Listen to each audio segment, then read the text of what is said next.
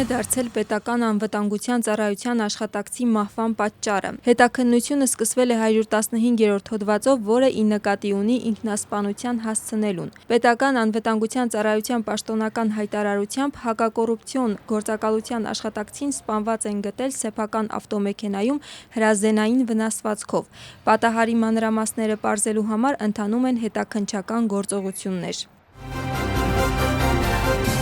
Քաղաքական բանավեճերի անցկացման վերաբերյալ վրացական երազանքը լրատվամիջոցներից սպասում է կոնկրետ առաջարկների։ Նրանց հայտարարությամբ պատրաստ են խորհրդակցությունների և քննարկումների բոլոր հետաքրքրված կողմերի հետ։ Իշխող թիմում պարզաբանում են, որ մոտ 2 շաբաթից պետք է ձևավորվի և անցկացվի բանավեճերի առաջին ձևաչափը։ Զուգահեռաբար խորհրդարանի մեծամասնությունը մեղադրում է ընդդիմությանը պոլարիզացիայի և ատելության խոսքի տարածման մեջ և հայտարարում, որ նման ձևաչափերը այս իրավիճակը ավելի կծանրացնեն։ Ինչ վերաբերում է ընդդիմությանը, նրանք հերքում են մեղադրանքները։ Նրանց մի մասը հայտնում է պատրաստակամություն բանավեճերի մասնակցելու, իսկ մյուսը բանավեճերի համար դնում է որոշ վերջնագրեր, որոնց թվում է նաև բանտարկյալներին ազատ արձակելը։ Վրացական երազանքի կողմից տարբերվող կարծիքի աճող ճնշումը այս խորագրով Հելսինկյան հանձնաժողովը մեր երկրում ստեղծված իրավիճակի վերաբերյալ հատուկ ճեպազրույց կանցկացնի։ Տեղեկատվությունը տեղադրված է հանձնաժողովի կայք էջում։ Ճեպազրույցը տեղի կունենա հունվարի 28-ին Թբիլիսիի ժամանակով ժամը 23:00-ին։ Նույն օրը նախատեսված նիստում ելույթ ունեցողներից մեկը կլինի Լաուրա Թորնթոնը։ Իշխող թիմում Հելսինկյան հանձնաժողովից որևէ դրական բան չեն ակնկալում, իսկ ազգային շարժման մեջ պարզաբանում են, որ զարմանալի չի լինի, եթե իշխող թիմի հասցեին հնչեն չափազանց ծանր հայտարարություններ։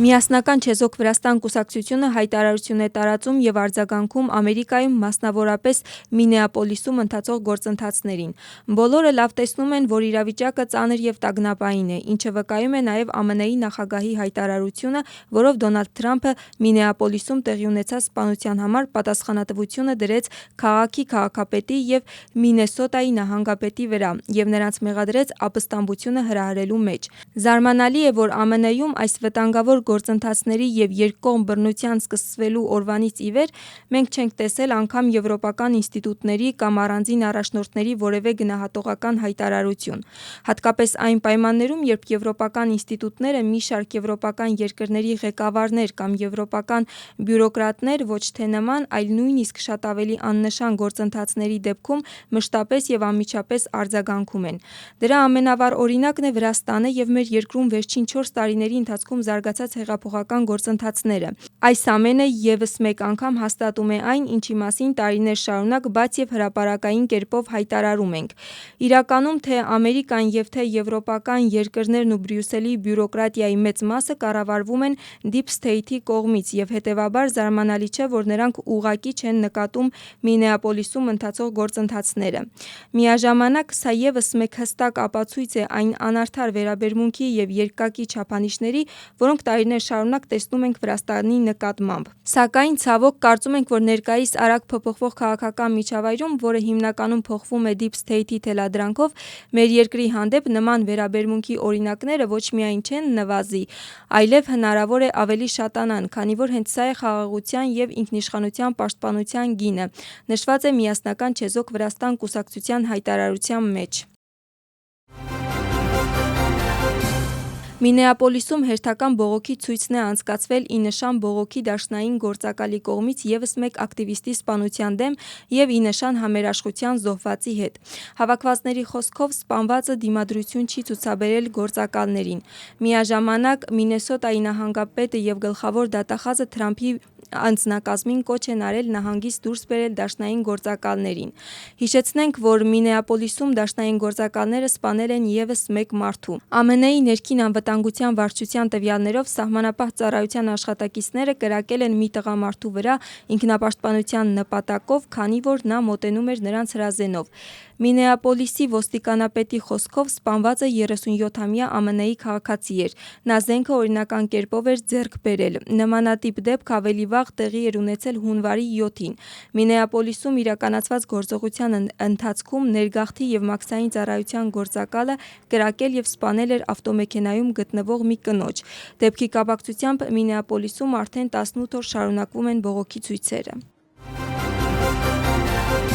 Դոնալդ Թրամփը կոչ է արել Մինեսոտայի նահանգապետին և Մինեապոլիսի քաղաքապետին պաշտոնապես համագործակցել նախագահի անձնակազմի հետ։ Նա նաև դիմել է ԱՄՆ-ում բոլոր ժողովրդավար նահանգապետերին և քաղաքապետերին, կոչ անելով դիմադրության, պառակտման, քաոսի և բռնության փոխարեն ենթարկվել օրենքին։ ԱՄՆ-ի նախագահի խոսքով Ուոլցը և Ֆրեյը պետք է դաշնային իշխանություններին փոխանցեն բոլոր հանցագործ անօրինական օտարերկրացիներին, որոնք ներկայումս գտնվում են իրենց բանտերում։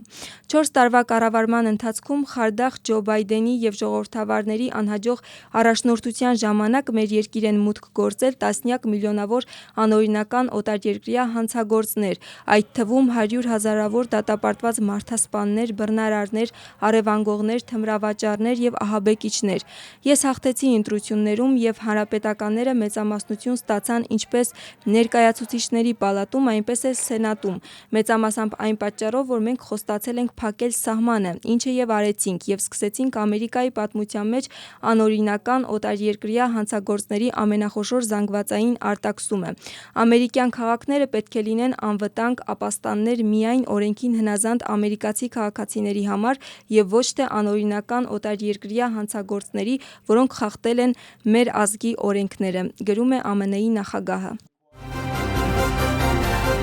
ԱՄՆ-ում փոթորկի հետևանքով զոհվել է 11 մարդ, միլիոնից ավելի բաժանորդներ մնացել են առանց էլեկտրաէներգիայի։ Նյու Յորքի քաղաքապետի հայտարարությամբ Նյու Յորքում մահացել է առնվազն 5 մարդ։ Վատ եղանակի պատճառով ԱՄՆ-ում չեղարկվել է ավելի քան 17,000 չվերթ։ Օդանավակայանների մեծ մասը փակ է։ Տարբեր քաղաքներում, այդ թվում Նյու Յորքում, Չիկագոյում և Քլիվլենդում անցել են հեռակա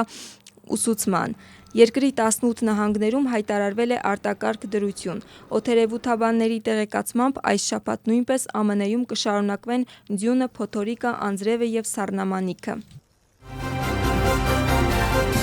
Վրաստանի խորհրդարանի նախագահը հանդիպել է Հունգարիայի ազգային ասամբլեայի փոխխոսնակի հետ։ Զրուցել են երկու երկրների միջև ամուր բարեկամության, ընդհանուր արժեքների և ապագայի համատեղ տեսլականի վերաբերյալ։ Շեշտը դրվել է Եվրամիությունում ընթացող գործընթացներին և ապրիլին Հունգարիայում նախատեսված խորհրդարանական ընտրություններին։ Հունգարիայի կողմից հաստատվել է Վրաստանի Եվրամիությանը անդամակցելու նկատմամբ իր ամուր աջակցությունը։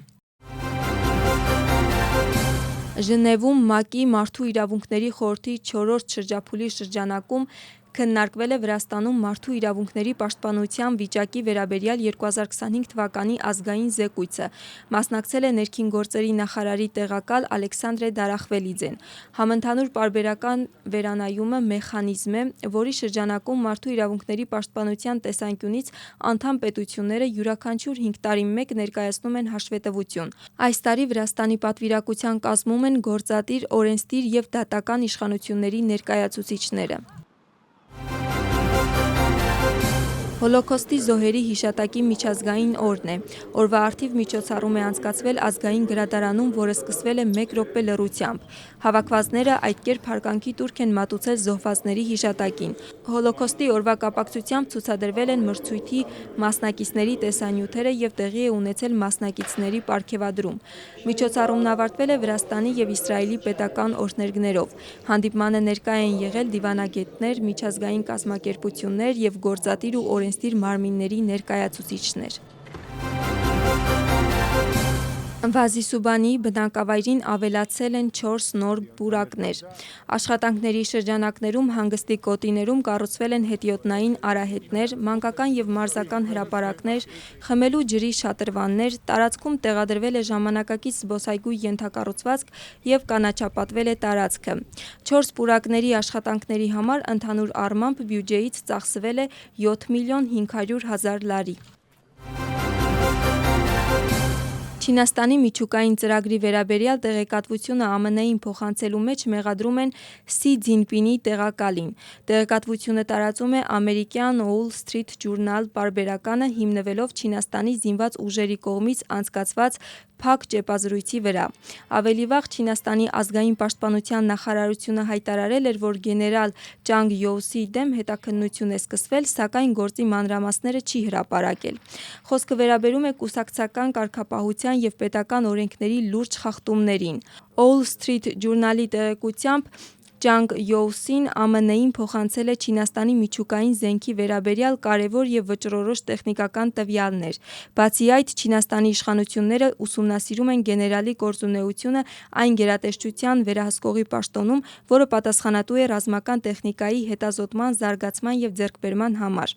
Տարածված տեղեկություններով Ճանգ Յոուսին կասկածվում է կաշառքի դիմաց գնումների համակարգում որոշ անձանց առաջխաղացման, ինչպես նաև գումարի դիմաց մեկ սպայի Չինաստանի պաշտպանության նախարարի պաշտոնում առաջադրելու մեջ։ Գեներալ Ճանգ Յոուսին նաև մեղադրվում է Չինաստանի իշխող կուսակցության ներսում ազդեցության գաղտնի ցանցերի ձևավորման մեջ, ինչը ըստ պարբերականի խաթարում էր կուսակցության միասնությունը։